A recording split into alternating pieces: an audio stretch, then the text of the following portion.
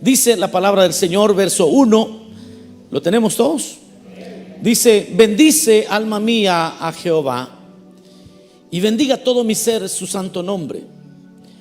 Bendice alma mía a Jehová, y no olvides ninguno de sus beneficios. Él es quien perdona todas tus iniquidades, el que sana todas tus dolencias, el que rescata del hoyo tu vida, el que te corona de favores y misericordias, el que sacia de bien tu boca, de modo que te rejuvenezcas como el águila. Jehová es el que hace justicia y derecho a todos los que padecen violencia. Sus caminos notificó a Moisés, y a los hijos de Israel sus obras. Misericordioso y clemente es Jehová, lento para la ira y grande en misericordia.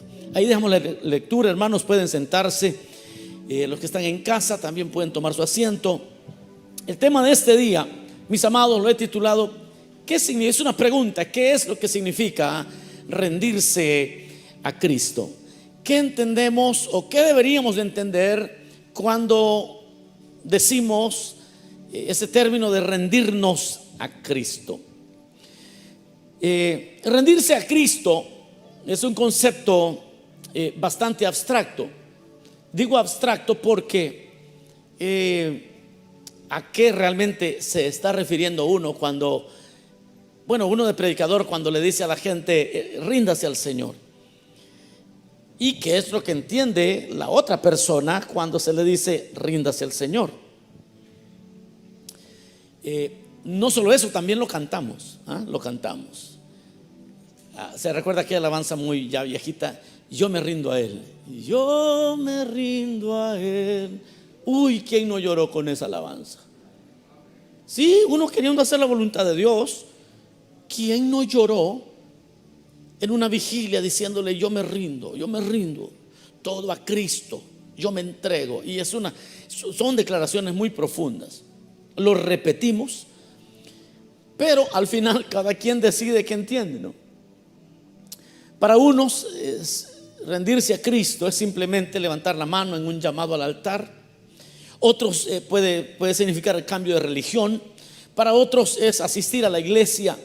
Entonces como que cada quien va teniendo una idea, y siempre están aquellos que logran por el Espíritu entender que rendirse al Señor es subyugar la voluntad, el intelecto, las emociones a lo que Dios diga.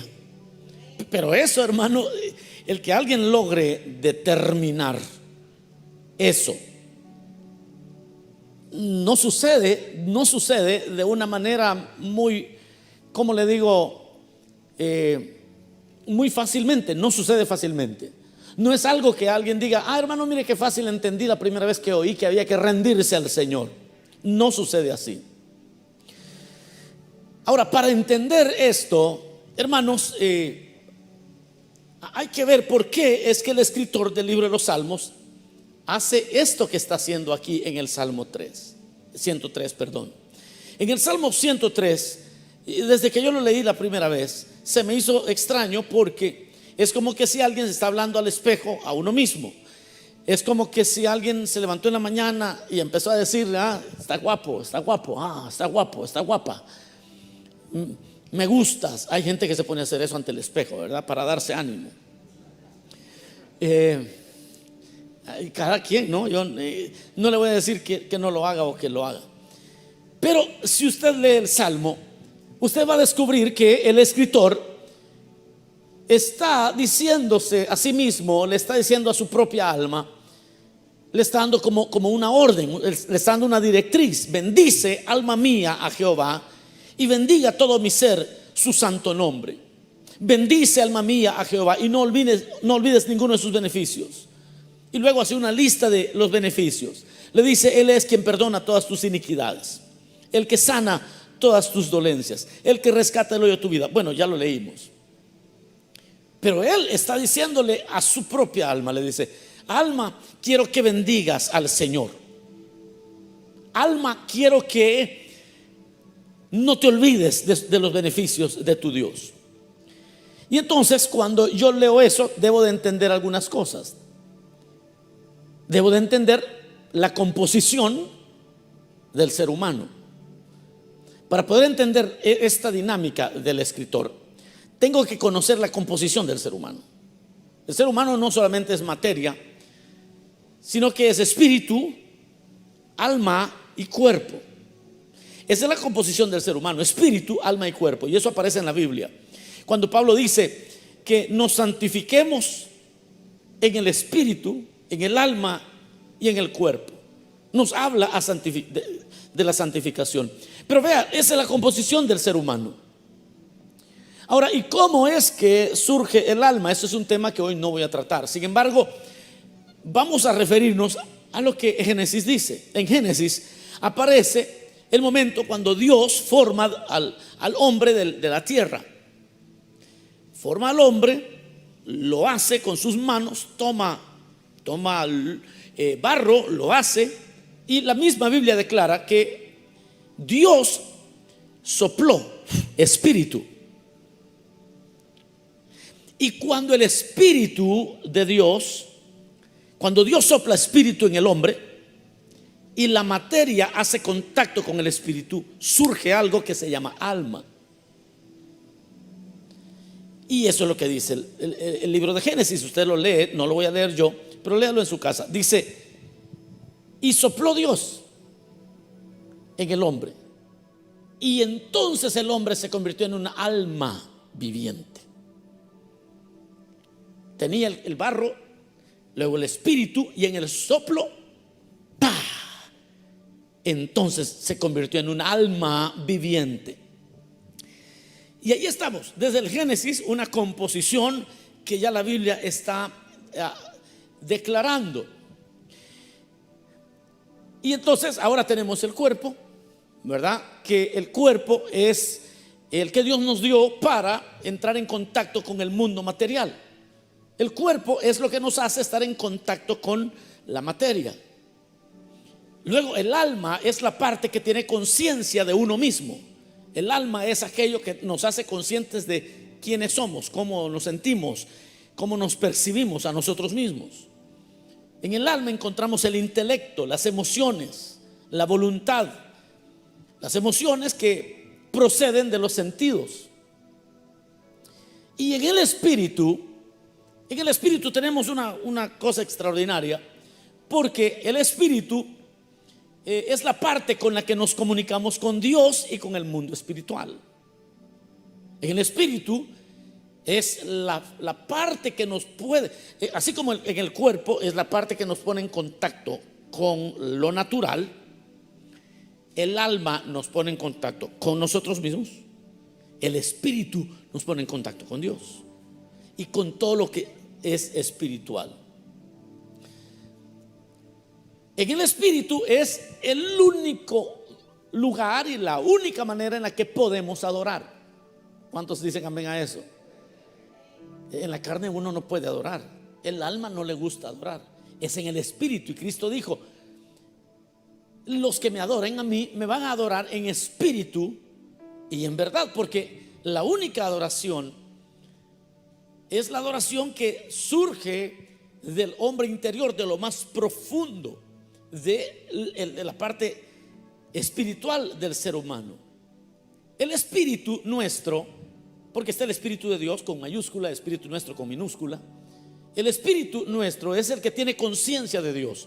El espíritu nuestro nos hace estar conscientes de Dios, el alma nos hace estar conscientes de nosotros mismos y el cuerpo nos hace estar conscientes del mundo que nos rodea. ¿Quedó claro eso, hermanos? Entonces pudiéramos resumir esta introducción breve: que Dios vive en el espíritu, el yo vive en el alma y los sentidos, el tacto, el gusto, el oído, viven en el cuerpo. Ahora esto, hermanos, si uno no lo entiende, tampoco va a entender el Salmo 103. Porque en el Salmo 103 el escritor está diciendo: bendice alma mía a Jehová. No es que está separado. Y esto es lo que Dios nos quiere hablar hoy. ¿Qué significa rendirse a Cristo? ¿Qué significa rendirse a la voluntad de Dios? Para saber, para rendirse hay que entender también estas cosas.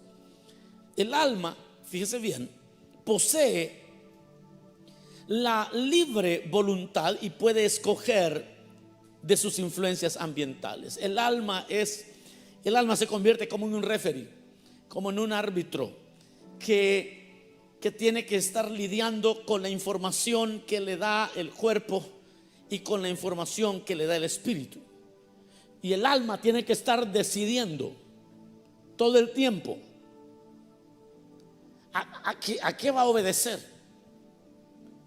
Pero hay un problema muy grande, que el alma se corrompió con el pecado y entonces, pero sigue poseyendo, no solamente se corrompió, pero sigue poseyendo voluntad y puede escoger de sus influencias ambientales. El alma es, como dije, o no sé si lo mencioné, es la sede de la personalidad, de las emociones. Ahí está el intelecto, dije, la voluntad, las emociones están ahí en el alma. Ahora, aquí viene lo interesante del Salmo 103, porque el Salmo 103 está diciendo: alma mía, bendice al Señor. ¿Por qué? ¿Por qué está diciendo el Salmo, alma mía, bendice al Señor?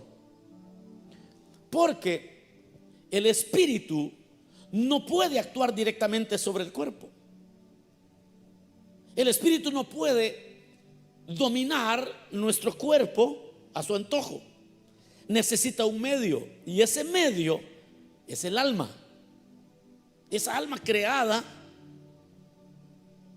por el contacto que hubo entre la materia y el espíritu.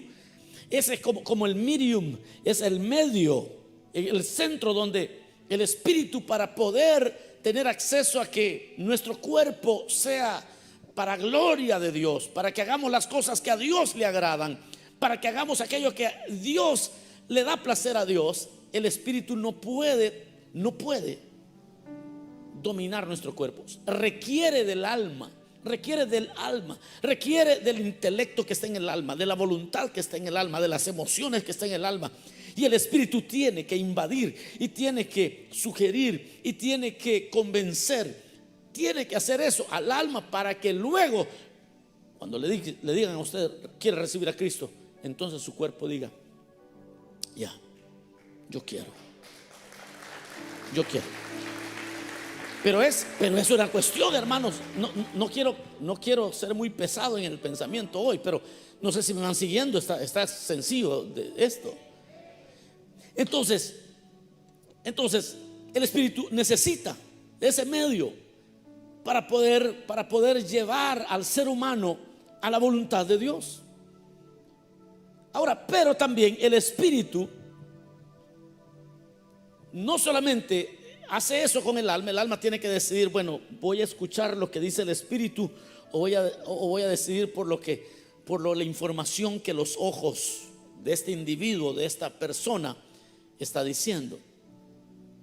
Fíjense que el espíritu puede someter al cuerpo a través del alma para obedecer a Dios. El espíritu puede someter nuestros cuerpos, pero a través del alma, para que nosotros obedezcamos a Dios. De la misma manera que el cuerpo, mediante el alma, puede atraer al espíritu, de tal manera que él ame al mundo. Entonces el cuerpo le está mandando información al alma, y el alma puede seducir a nuestro espíritu para que el espíritu se enamore del mundo y de todos los placeres habidos y por haber. O el alma también puede escuchar lo que el espíritu del hombre le está diciendo, y entonces inclinar la voluntad para que el cuerpo, nosotros, podamos obedecer a lo que Dios está diciendo. Entonces lo que tenemos nosotros es un alma donde está la voluntad, el intelecto y las emociones, en un conflicto terrible todo el tiempo. Y ese conflicto lo termina ganando aquello a que nosotros le dedicamos el tiempo. Un día, hablando con una persona, una hermana, bueno, yo también tuve una experiencia muy similar, pero hablando con una hermana hace unos meses atrás, me explicaba ella de todos sus enojos, resentimientos, iras, rechazos y de todo lo que a ella la hacía ser una persona no grata, porque no es muy grata. Ella no puede tener amistades, porque siempre que hace amigos, a los días echa a perder las amistades, porque tiene mucha amargura. Y entonces la segunda vez que yo hablé con ella, le decía: y usted, hermana, tiene un devocional diario, usted se alimenta de lo espiritual. Y por lo menos fue honesta, pues realmente es poco. Yo le dije: ese es su verdadero problema, no es todo lo que usted me acaba de decir, porque me había hablado como hora y media. Como hora y media me había estado contando de todos sus problemas y yo le escuché hora y media. Después de haberle escuchado hora y media, entonces le digo: pero y mire, y usted, ¿cómo realmente es su vida espiritual? Y me dijo: es muy pobre. Yo le dije: ese verdaderamente es su problema, porque su alma está haciendo todo lo que sus sentidos le están mandando. Y si alguien le hizo una mala cara, su alma, eso es todo lo que consume, y eso es todo lo que consume, y eso es todo lo que consume. Y hermanos, nosotros todo el tiempo estamos expuestos al pecado, a malas relaciones, a personas que tienen una actitud equivocada, todo el tiempo desde que amanece. Más si está casado.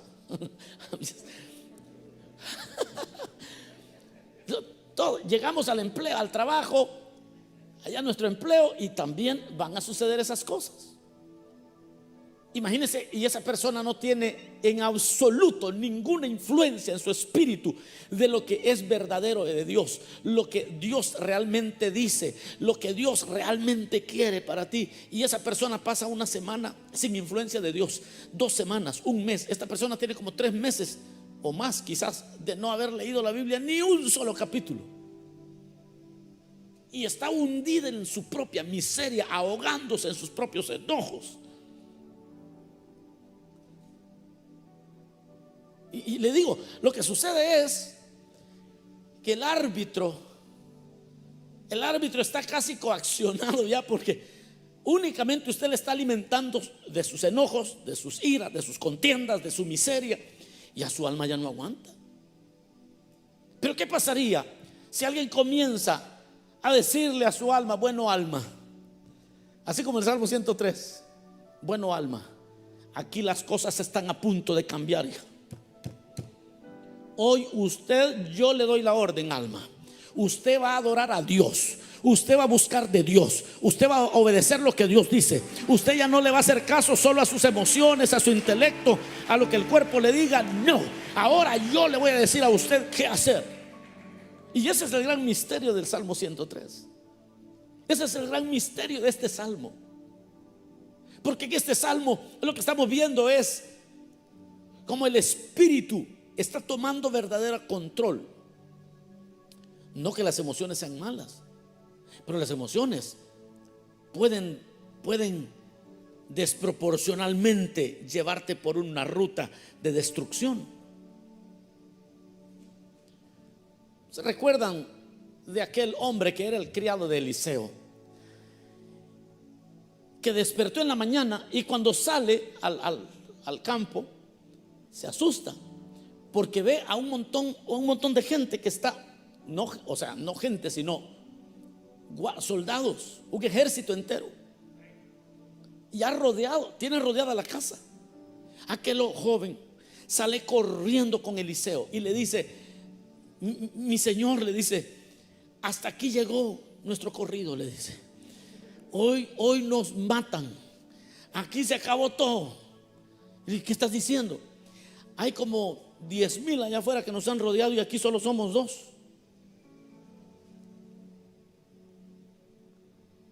Pero Eliseo, que pasaba constantemente delante del Señor, escuche esto, Eliseo, que vivía dominado más por el Espíritu de Dios que por sus sentimientos, su intelecto y su voluntad, le dice: póngase de rodillas, le dice. Se ve que usted no tiene contacto con la realidad espiritual suya. Su problema es que usted está viviendo únicamente como el criado de este, ¿va? Póngase de rodillas. Si aquel se arrodilló, por lo menos todavía se arrodillaba. Algunos que ya no se arrodillan. Y entonces Eliseo le pone la mano en la cabeza y dice: Señor, ábrele los ojos a este hombre. El detalle es que los ojos los tenía abiertos. ¿Pero a qué se refiere Eliseo? En otras palabras, le está diciendo: Señor, que éste pueda conectarse con el Espíritu, para que se pueda dar cuenta que hay una realidad más grande. Y en ese momento aquel hombre abre los ojos y se asusta más todavía, porque ahora ve que alrededor de ellos hay millones de ángeles que están cuidándolos. Y entonces se queda asombrado y dice: ahora sí veo, ahora estoy en contacto con una actividad espiritual del cielo. Y uno puede vivir una vida muy miserable si solamente está viviendo por lo que los sentidos le están diciendo todo el tiempo, o por lo que sus emociones le están diciendo todo el tiempo. Y oyen que el pastor dice: hermano, ore, hermano, lea la Biblia. Y entonces, ¿qué dicen los hermanos? Son pura oración, hermano. El pastor con lo que me sale, yo aquí ahogándome que quiero ir a quitarle la cabeza a fulano porque estoy enojado, me quiero vengar de la otra. Y este viene a decir: perdónelos, ore, lea la palabra. A mí hasta me cae gordo ese pastor. No sé si él así le hace, pero no le creo que haga eso, porque si a él le hubieran hecho lo que a mí me han hecho, entonces no estuviera aconsejándome eso. Quizás él me ayudara con un machete a ir a buscarlos. Porque qué tan la distancia que hay del tiempo de la última vez que tuviste un tiempo precioso con el Espíritu de Dios. Esa distancia es al final lo que te hace reaccionar como un maldito realmente. The further you are, y entre más lejos estás, tus reacciones son riesgosas, tus reacciones son pecaminosas, porque estás solo siendo influenciado por aquello que tu entorno te está diciendo. Pero hay algo muy profundo donde Dios quiere hablarte y donde Dios te quiere decir que hay otra realidad, y que Dios está contigo, y que Dios no te va a dejar y no te va a desamparar, y que hay maneras de someter todo lo que tú tienes al Señor. Eso significa rendir la vida a Cristo. Aleluya. El Espíritu, en el Espíritu, ¿qué tenemos en el Espíritu? En el Espíritu está la conciencia, la intuición y la comunión. En nuestro cuerpo lo que hay son sentidos, 5 sentidos que nos van dictando cómo están las cosas. En el alma está el intelecto, están las emociones y está la voluntad. Pero en el Espíritu tenemos la conciencia, la intuición y la comunión. La conciencia viene a ser el órgano que discierne, que distingue lo bueno de lo malo. Ahora, ese discernimiento que la conciencia tiene no es un conocimiento almacenado que tiene la persona en la mente, no, sino más bien es un juicio espontáneo y directo. El trabajo de la conciencia es independiente y es directo, porque no se somete a opiniones exteriores. La conciencia no se somete, la conciencia está en el espíritu, en lo más profundo. No se somete a las opiniones exteriores. No importa lo que alguien diga. Mire, hermano, aquel que ha pecado, por ejemplo, aquel que ha pecado, aunque alguien venga y le diga: tranquilo, todo va a estar bien. Ay, hermano, al que lo anda siguiendo la conciencia, ese no se siente bien. ¿Sabe lo que dice el Salmo? Mientras callé, mis huesos se envejecieron. Porque la persona que anda asustada por el pecado que ha cometido, esa persona se le encoge el estómago. Se le encoge y no le aprovecha la comida, porque hay algo que no está bien. Y es que la conciencia es tan potente. Y no importa que tu entorno te digan otra cosa, porque la conciencia no se somete a opiniones exteriores.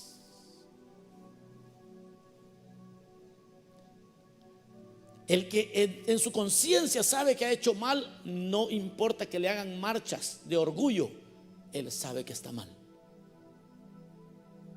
Ella sabe que está mal.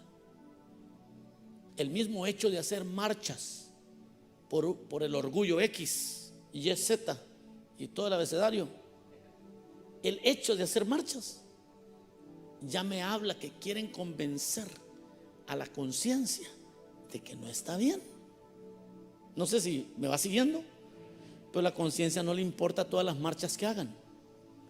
Las personas siguen sabiendo que no está bien, porque la conciencia no se somete a lo que alguien pueda decir. La conciencia está en el espíritu, lo más profundo, donde nadie tiene acceso. Solo el Dios del cielo puede cambiar eso. Solo Dios puede tener acceso al hombre, a eso que requiere solamente el perdón del cielo. Y luego tenemos la intuición. En la intuición es el órgano sensitivo del espíritu humano. Y es diferente en el sentido físico y del sentido anímico a lo que a veces se entiende como intuición, como quizás usted lo ha entendido alguna vez. Pero también la intuición es independiente de la influencia exterior. La intuición, quizás algunos le llaman, en inglés le dicen trust your guts. ¿Ah? Es confía en tu corazonada, le dicen en castellano. Pero es como cierta intuición. Pero eso reposa en el espíritu del hombre, no en el alma, es en el espíritu. Por eso es que nadie puede explicar esas cosas. ¿Y cómo explica eso usted? Póngalo en números, póngalo como quiera. No puede. Y es igual independiente. Y por último, la comunión, que es la que ahora me interesa, del espíritu. La comunión es la adoración a Dios. En la comunión, ahí están los órganos del alma. En eso no, el alma no tiene influencia. En la comunión con Dios, el espíritu tiene intuición, pero también tiene comunión. ¿Cómo se conecta con el cielo? Con el alma no se puede adorar a Dios. No se puede tener esa comunión. Los órganos del alma son incompetentes para adorar a Dios. No podemos percibir a Dios con nuestros pensamientos, con la lógica, con sentimientos o intenciones, porque únicamente podemos conocerle directamente en nuestro espíritu. Por eso hay personas que llegan a conocer toda la Biblia y no cambian hasta que Dios, el Espíritu de Dios, le habla al espíritu de ellos. Es que todo sucede. Por eso aquí lo que oramos es que el Espíritu de Dios descienda en cada culto, para que nosotros seamos ministrados en ese lugar donde nadie más puede llegar. Nuestra adoración a Dios y la comunicación con Dios, lo que Dios hace con nosotros, se lleva a cabo directamente en el Espíritu. Como se le conoce también el hombre interior, no en el alma, no en el hombre exterior. Y todos estos elementos juntos trabajan para que usted pueda tener una verdadera adoración a Dios. La relación entonces entre conciencia e intuición es la que hace que usted juzgue según su intuición, condena toda conducta que no siga las directrices dadas por la intuición, lo que Dios le ha dado ya en su conciencia. Pero es ahí donde sucede la verdadera adoración. Yo termino con esto. Rendirse al Señor es someterse a la influencia de Dios. Es someter a la influencia de Dios nuestros deseos en el alma, es decirle a nuestra alma. Por eso el Salmo dice: alma mía, de ahora en adelante las cosas van a cambiar, porque ahora no son mis emociones las que van a dictar qué hago o qué no hago, es el Espíritu de Dios que dice. Por eso hoy, alma mía, bendice al Señor. Alma mía, no te olvides de sus beneficios. Alma mía, aquí el que ordena hoy en adelante es el Señor. Eso es rendirse la vida. Eso es rendir el corazón al Señor. Eso es rendir la voluntad al Señor. Rendirse al Señor es regresarle al Espíritu su lugar. Porque antes del pecado, el ser humano era totalmente guiado por el Espíritu. Totalmente. El alma estaba sometida al Espíritu, completamente. Una vez que la voluntad del ser humano que reposa en el alma se inclinó a lo que sus ojos veían. Si ustedes recuerdan, dice la Biblia que cuando Eva vio el fruto, ¿se recuerda? Vio el fruto. Dice que se le hizo, ¿cómo se le hizo? Se le hizo bueno, se le hizo muy rico, apetecible. Y entonces empezó la voluntad a inclinarse a lo que los ojos, la vanidad de la vida, los ojos dicen. Entonces Eva empezó, el Espíritu dice: no, ustedes pueden comer de todo menos de ese árbol, porque el día que coman de ese árbol morirán ciertamente. Entonces, pero Eva deja de escuchar la influencia que el Espíritu tenía sobre su voluntad y empieza a escuchar lo que los ojos le están diciendo, y termina cayendo en pecado. Y de ahí en adelante el hombre no le cree al Espíritu, no cree lo que Dios dice, no cree que hay cielo, no cree que hay Dios. Hay unos que no creen que hay infierno, no creen nada, no creen nada de lo espiritual. Lo que puedo probar es lo único que cuenta, lo que la ciencia puede probar es lo único. Entonces el hombre ha quedado totalmente abandonado a lo que piensa, siente, a lo que toca, a lo que mira. Y entonces nos vamos deteriorando, y nos vamos deteriorando, y nos vamos dañando, y vamos dañando nuestras propias vidas. Porque pronto nos damos cuenta que lo que vemos a veces, como dicen, no todo lo que brilla es oro. ¿Cuántos han dicho eso alguna vez? ¿Y por qué es que hay esos dichos? ¿Por qué existen esos dichos? No todo lo que brilla es oro. ¿Por qué existen esos dichos? Eso lo único que dice es que mis sentidos no siempre me están diciendo la verdad. No siempre me están contando la historia completa. Pero aquellos que le ponen cuidado a lo que Dios está diciendo, aun cuando no están viendo lo que Dios ha prometido, dicen: pero yo le voy a creer a esta intuición espiritual, voy a tener comunión con Dios, y en la palabra Dios, como la palabra la inspiró el Espíritu, entonces la recibe mi espíritu y voy a empezar a creer lo que Dios dice. Así que de ahora en adelante, alma mía, vas a obedecer a lo que el Espíritu dice. Alma mía, bendice al Señor. Alma mía, de ahora en adelante no vas a mandar tú, va a mandar el Señor. Entonces, rendirse a Cristo es someter al cuerpo a la revelación de Dios. Rendirse a Cristo es entonces la predisposición a obedecer la palabra de Dios. Eso es rendirse a Cristo. Es que usted de una vez tiene una predisposición a obedecer al Señor. Es una predisposición. Es que usted dice: no, es que de ahora en adelante voy a obedecer. Uy, pero mire, lo van a correr si usted anda de loco allí, que ya no quiere hacer lo que el jefe dice, y a veces lo manda a hacer cosas que son pecaminosas. Lo van a correr, no importa. Alma mía, bendice al Señor.